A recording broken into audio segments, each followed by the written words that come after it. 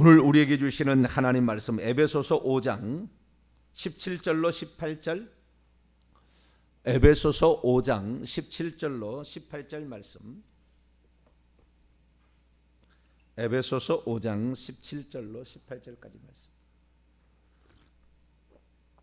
다 찾으셨으면 두 구절 합독합니다. 시작. 그러므로 어리석은 자가 되지 말고 오직 주의 뜻이 무엇인지 이해하라. 술 취하지 말라. 이는 방탕한 것이니 오직 성령으로 충만함을 받으라. 아멘. 기도하겠습니다. 거룩하신 하나님, 오늘도 저희들을 붙잡아 주시고 주님 안에 거하게 하시니 감사합니다. 영육간에 주 안에 있어 주님의 보호하심과 인도하심을 받기를 소망합니다.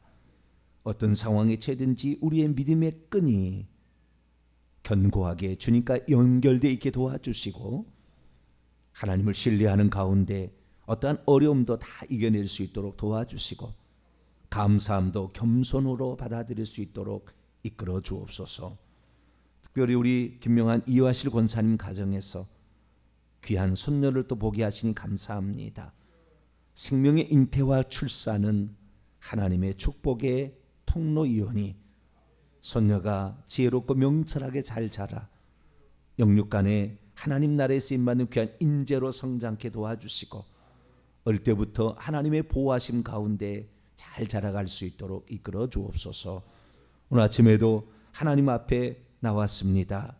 저희들 말씀으로 이끌어 주셔서 진리 가운데 거하게 도와주옵소서. 우리 주 예수 그리스도의 이름으로 기도하옵나이다. 아멘. 할렐루야. 하나님의 함께 하심으로 또 교회 경사도 있고 때로는 아픔도 있습니다. 그러나 우리가 믿음으로 모든 것을 잘 이겨내게 되기를 간절히 바랍니다. 오늘 아침에는 성령의 충만함에 관한 말씀을 좀 살펴보려고 합니다. 성령이 누구신가 한 17번째 강의가 됐고요. 오늘 이제 18번째가 되겠네요. 그동안에 증거되는 말씀 중에 구별할 것이 좀 있습니다. 그리고 앞으로 해야 될 가장 중요한 게 이제 성령 세례와 성령의 은사에 관하여 남아 있어요. 근데 성령 세례는 예나 지금이나 논란이 많아요. 성령 세례가 무엇이다라는 정의부터 시작해서 그 성령 세례에 관하여 나름대로 학자들마다 저마다 여러 가지 말이 있는데 이제 그걸 제가 다 찾아볼 거예요. 성경을 통하여서. 그런데 성령 세례에 들어가기 전에 성령의 충만이 있고요. 또 성령의 내주가 있습니다. 그래서 성령 내주를 제가 맨 처음에 얘기를 했습니다. 성령께서 보혜사 성령으로 이 땅에 오신 것은 내주하려고 오셨다. 성령의 내주가 있는데 이 내주로 말미암아 중생이 있죠. 거듭남이. 그래서 거듭남과 성령 충만과 그 다음에 성령 세례는 공통 분모도 있고 차이점도 있습니다. 이것을 잘 구분할 줄 알아야 우리가 헷갈리지 않고 신앙생활을 할 수 있고 엉뚱한 곳에 시간을 낭비하지 않을 수 있죠. 그래서 오늘 이제 성령 충만 이 부분에 관하여 살펴보면서 그동안에 성령의 내주로 말미암은 성령의 내주로 말미암은 중생 거듭남 이것과 성령의 충만의 차이까지 이렇게 살펴보려고 합니다. 오늘 본 말씀 에베소서 5장 18절 보면 술 취하지 말라. 여기에서 술 취하지 말라라는 이 명령어는 현재 명령법입니다. 똑같습니다. 현재 명령법. 좀 이따 이제 성령 충만을 받으라고 똑같은데요. 성령 충만하고 성령 충만을 받으라라는 말과 술 취하지 말라라는 말은 똑같이 현재 명령법이자 둘 다 수동태입니다. 그러니까 술 취하게 되지 말라 이렇게 되는 거죠. 술 취하지 말라라고 하는 것이 아니라 술 취하게 되어지지 말라, 이게 되지 말라 이런 뜻입니다. 그런데 현재 명령법이니까 계속해서 반복적으로 그러니까 술 취해서는 안 된다. 이건 그렇게 해서는 안 된다. 너희는 술 취하게 되지 말라. 왜냐하면 그것 안에는 방탕이 있기 때문이다. 방탕이 있기 때문입니다. 그럼 방탕하지 않으려고 하면 무질서함이죠. 이 무질서함이 없으려면 성령으로 충만을 받아야 돼요. 성령의 충만함을 받으라라는 말도 동사 명령법 현재 수동태입니다. 계속해서 성령 충만을 받게 되는 상태로 이렇게 가게 되는 것인데요. 성령 안에서 계속해서 충만함을 가지고 충만하게 되어져라. 충만하게 되어져라. 이렇게 번역할 수가 있겠죠. 그래서 이 술 취하는 것과 성령 충만하는 것은 좀 비슷하다는 거예요. 비슷하다는 거예요. 술 취하다는 것은 술에 의해서 내가 조종당할 때 술 취한다고 그러죠. 제가 예수 믿지 않을 때 술을 먹어봤어요. 얼마나 먹어야 내가 취할까? 그랬더니 그 맥주 캔으로 한 캔을 딱 먹으니까 알딸딸 이렇게 하더라. 알딸딸 이렇게 해요. 한 캔을 더 먹으면은 이게 취하겠다라는 그런 생각이 들어요. 그러면 사람이 술을 취하게 되면 술에 의해서 움직여지잖아요. 전봇대는 가만히 있는데 나는 가만히 있는데 전봇대에 가서 나를 부딪힌다고 그래요. 나는 가만히 있어요. 근데 전봇대가 막 오더니 나를 탁 때리는 거예요. 왜 이랬지? 지금 자기가 술 취한지를 모르고 전봇대가 나를 와서 때리더라. 그렇게 되는 거죠. 그러니까 생각 자체가 좀 달라지는 거예요. 술 취하게 되면 술에 의해서. 마찬가지로 성령에 의해서 우리가 취해지는 상태를 성령 충만인 거죠. 그래서 성령이 내 안에서 가득 차 있는 상태로 달라지는 겁니다. 그런데 술이 취하게 되면 방탕이 되고 무질서가 되지만 성령에 취하게 되면 질서가 와요. 할렐루야. 온전함이 오고요. 바른 판단력이 생겨요. 그러니까 정반대로 이렇게 가는 것입니다. 그래서 우리는 성령께서 나를 주관하시도록 내 자신을 맡길 필요가 있죠. 그래서 성령이 내 안에서 가득 차서 나를 이끌어가는 상태, 이것을 성령 충만이다 라고 얘기를 하는 거죠.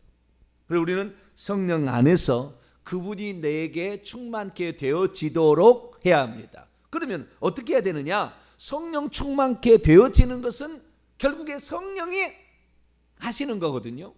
그런데 사도 바울은 그의 서신을 통하여 세 가지 방법으로 어떻게 하면 성령으로 충만케 되는지를 말하고 있는데요. 데살로니가서 5장 19절 보면 성령을 소멸하지 말라.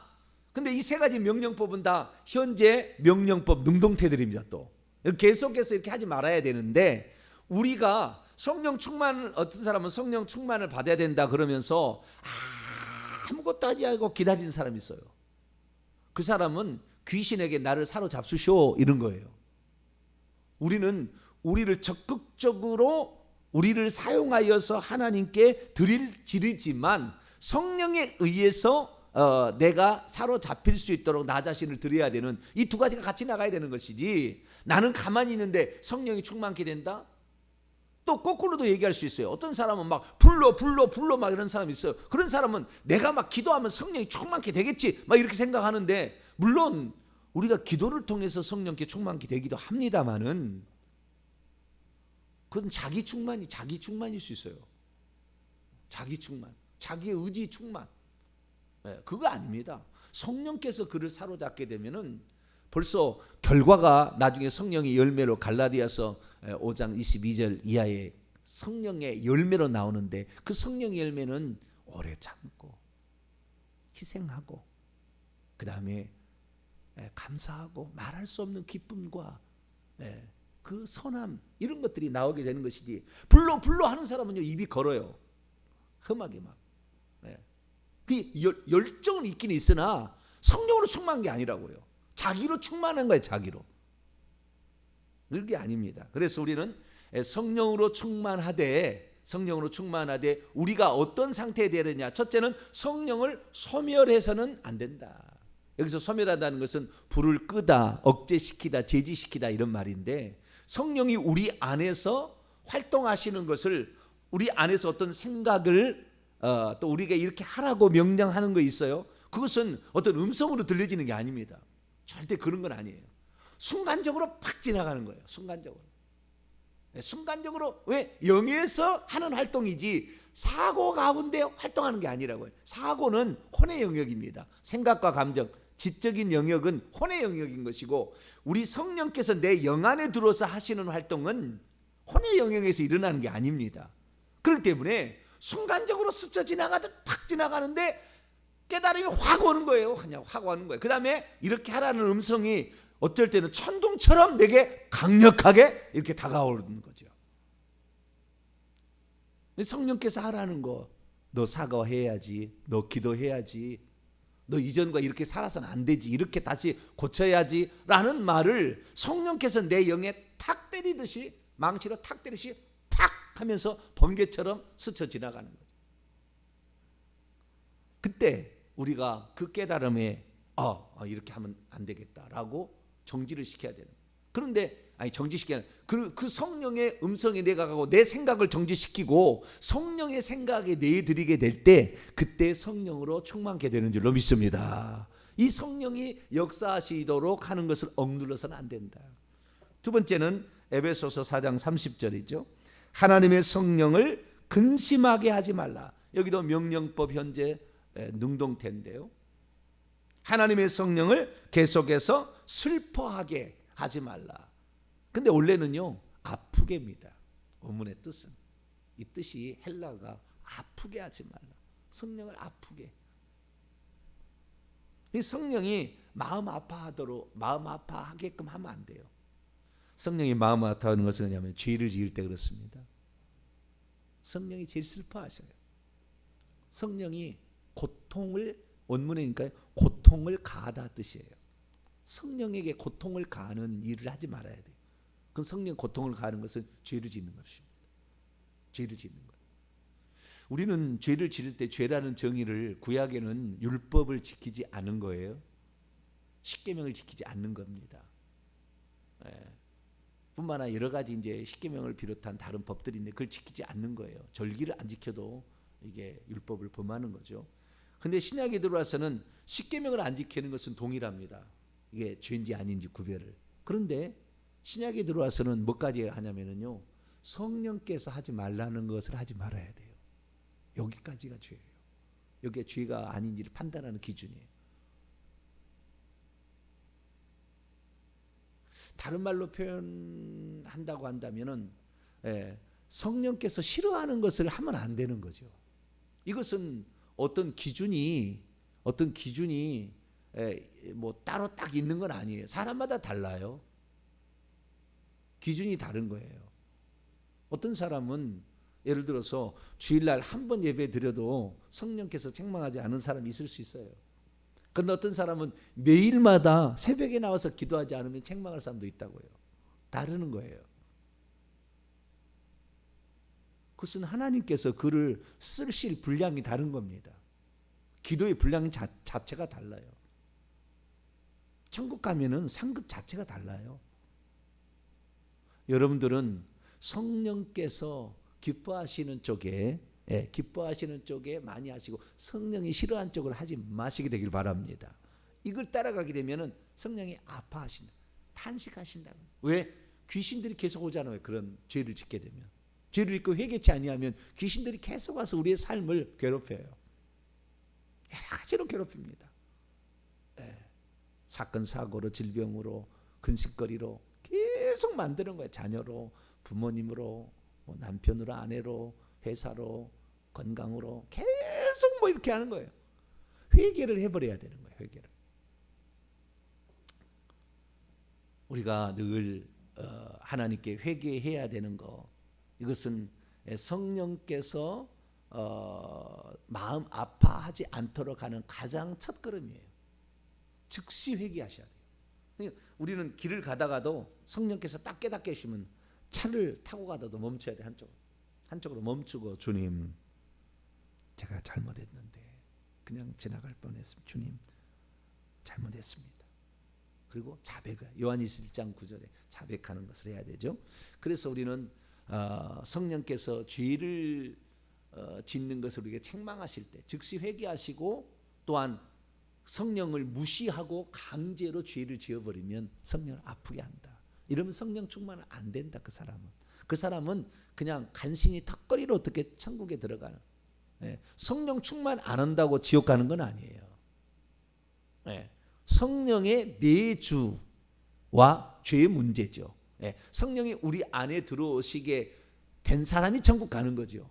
그 사람은 성령의 내주고 이게 거듭남인데 이것은 일생에 한 번 있을 일입니다. 한 번. 그럼 성령의 충만은 한 번 있을 일이 아니에요. 계속해서 우리는 그렇게 노력하지 않으면 어느 순간에 육체가 죄된 본성이 나를 주관하는 육체가 나를 끌고 가버리는 거죠.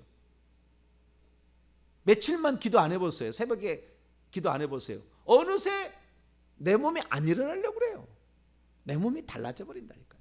금방 적응해버려요. 우리는 우리의 육체를 저 복종할 수 있게 되기를 축원합니다. 그래서 우리는 성령 충만을 받기 위해서는 성령이 아파하는 것 하지 말고 좋아하는 것을 이렇게 하시게 되기를 바랍니다. 그리고 갈라서 5장 16절은 성령을 따라서 걸어가라, 성령을 쫓아 행하라, 성령을 따라 행하라 이렇게 돼 있다고요. 성령을 따라서 살아가라. 성령께서 이끄시는 대로 우리는 가자 이거죠. 두 가지를 앞에는 하지 말라는 거죠. 성령을 억제시키지 말라, 성령을 마음 아프게 하지 말라. 세 번째는 성령을 쫓아서 적극적으로 성령을 따라서 성령의 이끄심대로 행하라라는 거죠. 이렇게 되면 우리가 성령의 충만함을 받을 수가 있습니다. 할렐루야. 그래서 이 성령 충만함은 성령께서 내 안에 충분히 일하실 수 있도록, 그분이 나를 이끌어 가실 수 있도록 내가 내 자리를 내어드리는 거예요.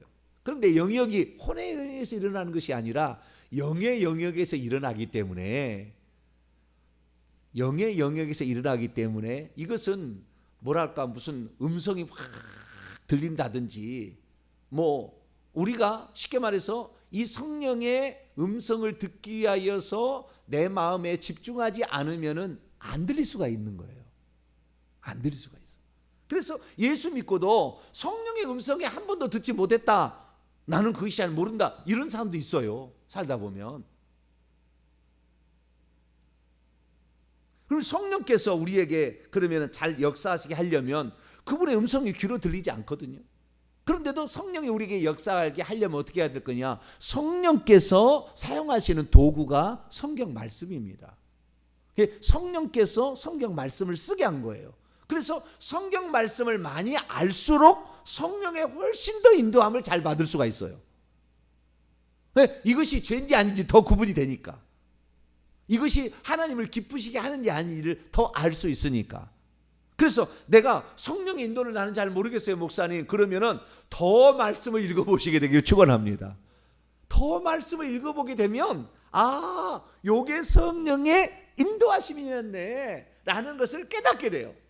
그러니까 그 사람의 믿음의 분량, 신약이 그러잖아요. 믿음으로조차 하지 않은 것이 죄니라, 그렇게 얘기하는데, 이 믿음으로조차 하지 않은 건 뭡니까? 믿음은 말씀에서 나오는 건데, 이 말씀을 내가 모르면 그만큼의 성령이 기쁘시게 하는 걸 못해요. 죄를 짓고 있으면서도 뻔뻔하게 죄 안 지었다고 생각하는 거예요. 그래서 우리는 구약에는 성경 말씀이라는 외적인 어떠한 그 근거들이 있어가지고 우리가 죄인지 아닌지, 그래서요 외식하는 자가 생겨요. 왜? 이 규정에만 어긋나지 않으면 된다고 갔거든요 나중에는.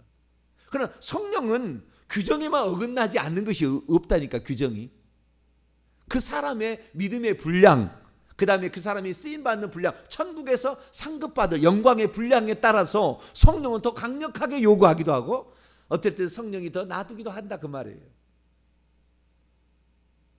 그러나 우리가 장차 받을, 천국에서 받을 그 영광은 고난과 좋게 비교가 안 돼요. 그러니까 우리가 잠시 잠깐 이 땅에서 성령의 인도를 따라서 때로는 자기 육체를 처복시키는 거, 그것이 천국에 가면 어마어마하게 차이가 난다는 거예요.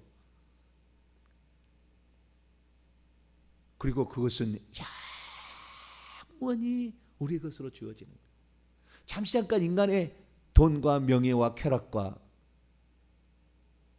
인기와 이런 것에 따라가다 보면 천국에 가면은 간신히 턱걸이로, 물론 그렇게만 해도 가기만 해도 좋겠습니다. 오늘날에 거의 90%가 못 간다고 그러니까 자기는 간다고 하는데 목회자들은 1%가 안 된다고 그래요. 천국 가기가. 왜냐하면은 거짓말하는 자들은 요한계시록 21장 8절 거짓말하는 자들은 불과 유황으로 타는 못에 던져지리니 이것이 둘째 사망이라. 잘못 가르친 거죠. 죄가 큽니다. 잘못 가르친 거죠. 그것 때문에 두아디라 교회의 이세벨의 가르침 따라서 우상의 제물을 먹고도 나는 천국 간다 생각하고 있어서 지옥 간 거예요.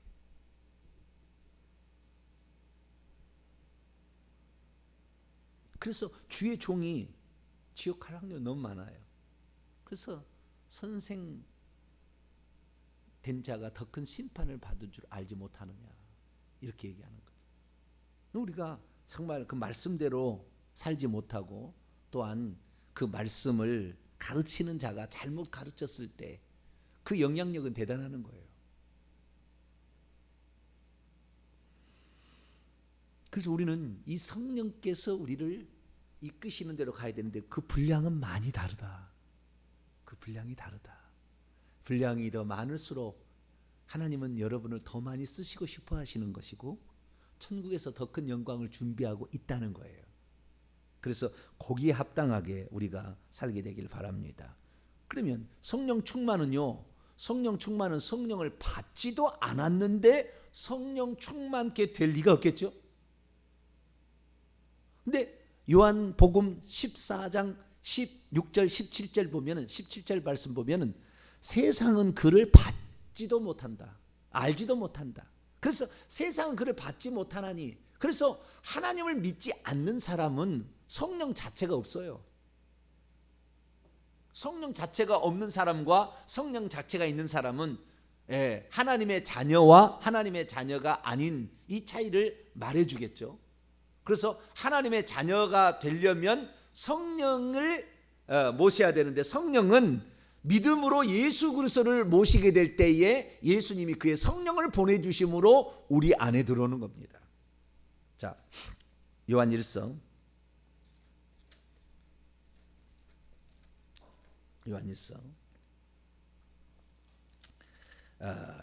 5장 12절을 먼저 읽겠습니다.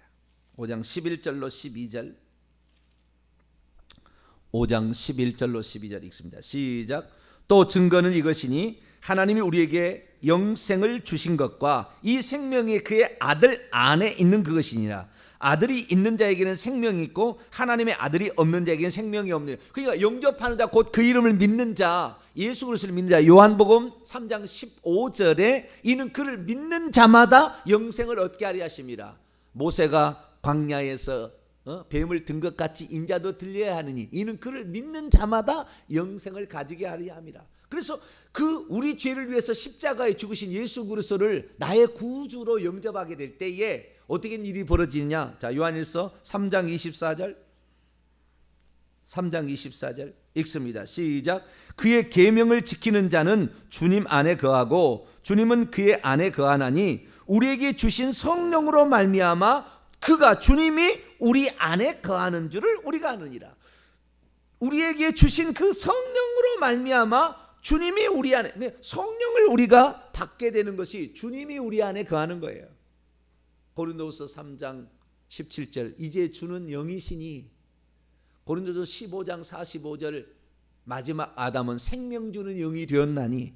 그래서 이 예수님께서 우리 안에 들어오는데 우리가 예수 그리스도를 나의 구주로 믿을 때에 그때 성령이 우리 안에 들어오시는데 그 성령은 한 번 들어와요. 두 번 들어오는 게 아니라 한 번 들어오십니다. 그리고 우리가 죽을 때까지 그 시대까지 영원토록인데 원문에는 그 세대까지 그 시대까지 떠나지 아니하시는데 이 한 번 우리에게 들어오는 겁니다. 그 들어오는 시점이 사람마다 달라요. 저 같은 경우는 모르겠어요. 믿고 한 달쯤에 들어왔지 않았을까.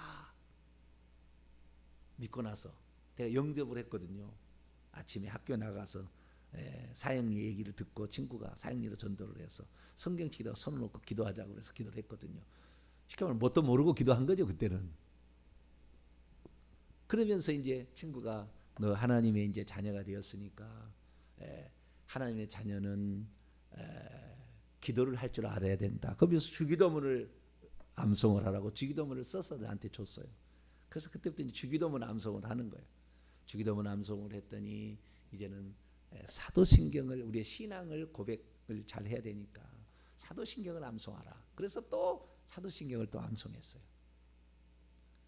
나중에 이제 그 학습을 받으려고 하니까 십계명을 암송을 해야 되더만요. 십계명을.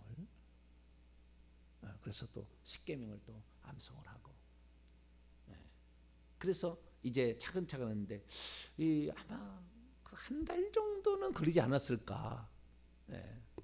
그런데 제가 이제 그 뭐 확실하게 된 것은 세례 받을 때예요. 세례 받을 때. 하나님이 누구시뇨? 전능하사 천지를 만드신 하나님 아버지를 내가 믿사. 그게 아버지가 생각이 안 나고, 전능하사 천지를 만드신 창조주 하나님, 천지를 만드신 분이다. 그렇게만 생각했는데 너의 아버지다. 나는 잊을 수가 없어요. 그때 세례 문답 시간에 하나님은 너의 아버지다. 이제 네가 세례를 받으면 공식적으로 아예 너는 아들이라고 완전히 호적이 올라가는 거다. 하나님을 이제부터는 아버지라고 부를 수 있어 불러야 돼라고 가르쳐줬죠. 그래서 아마 그때는 한 1년 정도 시간이 지난 것 같아요. 하나님을 아버지라고 부르는데 아무런 무슨 그 이상한 것이 느껴지지 않는 순간이 오더라고요. 이 교회를 처음에 갔는데 이 친구가 무슨 신앙부장 한다고 왔다 갔다 하면서 저를 맨 앞에 3학년 1반 맨 앞에다가 앉혀놨어요. 3학년 1반, 2반, 3반 두 줄이었는데 14반인가 뭐 있었어요. 맨 앞에다가 두 줄이 우리 1반인데 앉혀놨어요. 기도할 때마다 늘 이상한 거예요. 무슨 이상하냐면은 이 선생님들이 그때는 기도를 인도를 했는데 기도하면은요, 저 선생님들이 각마다 선생님이 있을 거 아닙니까? 그러면 누가 이제 하나님 뭐 어떻게 그렇고 뭐 해주십시오 그러면은 아버지 그러는 거예요. 여기서 아버지 막 이러는 거예요. 그게 얼마나 이상하게 들리는지. 뭐 계속 교회를 다닌 사람은 당연한 뭐 그런 것은 우리의 어떤 추임새는 아닙니다만 자부지가 우리의 마음을 같이 드린다는 거 아니에요. 주 아버지 아멘 막 이렇게 기도하는 사람 그 중보 기도자를 따라서 우리가 이렇게 하는 거지만 우리의 마음을 같이 그래요 나도 그렇습니다 막 그런 의미잖아요. 그런데 그 기도하는데요 아버지 그러니까 그게 되게 웃기는 거예요. 되게 웃긴 들리는 거예요. 처음에는 그랬어요. 뭐 하나님이 무슨 아버지야? 하나님이지 신이지 신 무슨 아버지야? 이 생각이 처음에는 잘 모르니까 그 생각이 들었단 말이죠. 그런데 이 세상에 가장 좋은 교회 나와서 제일 좋은 언어와 부름은 아버지. 할렐루야. 아버지가 그렇게 좋아. 아버지. 이 더 이상이 좋은 말이 없는 것 같아요. 그냥 다 내 사정을 아는 것 같고 아버지 하면은 다 내 사정 내 믿음을 다 받아주시는 것 같고 아버지 하면은 그냥 다 그냥 하나님께서 나를 받아주실 것 같은 이런 생각이 들잖아요. 그래서 우리가 하나님을 그 믿을 때 이것이 이제 그때 성령이 들어온다 그 말이에요. 성령이 그때 내주인데 이 내주는 죽을 때까지 떠나지 않는다. 그렇지만 이 성령을 억눌러 버리고 이 성령이 미워하는 싫어하는 아파하는 죄를 짓고 이러면은 이 성령이 성령은 무한을 당하시에요. 인격체이기 때문에 무한을 당해서 가지고 성령이 활동을 안 하셔버리는 거예요. 그러니까 죄를 죄로 여기지 않고 다니는 거예요. 교회를. 왜? 성령의 인도함을 받지를 못해. 성령을 조차 행하지 그 보조를 맞추지 못하니까. 그래서 죄를 지어도 뻔뻔스럽게 이렇게 다니고 왜? 그 사람은 성령의 충만함, 성령의 인도하심에 대해서 설교를 들어본 적도 없고 그 얘기를 들어본 적이 없어서 어떻게 성령을 인도하는 말은 귓가에 들리나? 잘 모른다 그 말이에요. 우리는 성령께서 우리의 영원한 스승이 되시고 영원한 보호자, 영원한 돕는 자, 영원한 중보자가 되어서 우리 함께 한다는 사실을 알고 그분이 제가 얘기합니다. 번개처럼 스쳐 지나가듯이 딱 알게 하는 거지. 무슨 음성으로 이렇게 들려준 게 아니다. 그때마다 우리가 그 성령의 음성에 즉각 순종하고 무릎 꿇어서 그분에게 순복해야 돼요. 순복할수록 성령의 음성이 더 잘 들리고 순복하지 않을수록 성령의 음성은 못 듣습니다.